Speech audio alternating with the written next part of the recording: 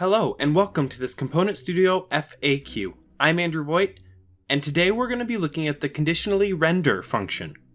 This feature allows you to control which cards certain assets draw on.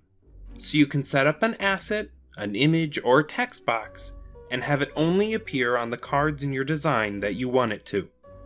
We'll be looking at an example from my prototype, The Journey Home, which is an exploration and survival cooperative game.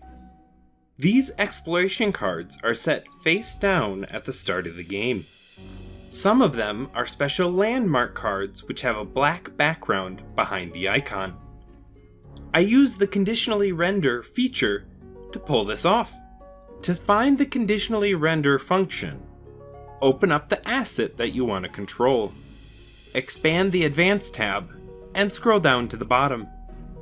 By default, the Conditionally Render field is left blank. When this is the case, that asset will draw on every card.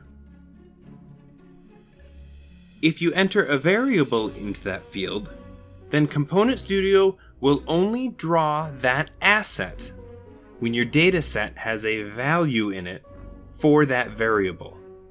So if landmark is left blank, the background circle will not be drawn. If I have a value in landmark on my dataset, that background circle will be drawn.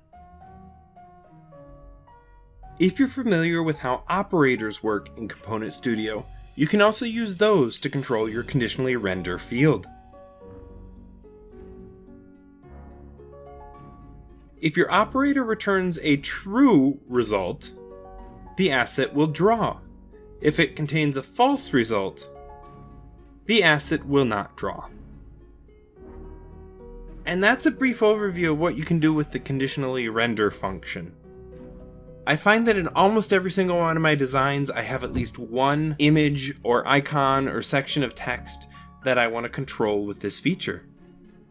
I recommend you play around with it and see where you can find it useful in your own designs. Thank you for reviewing this Component.Studio FAQ. Once again, I'm Andrew Voigt, helping you make games to be proud of.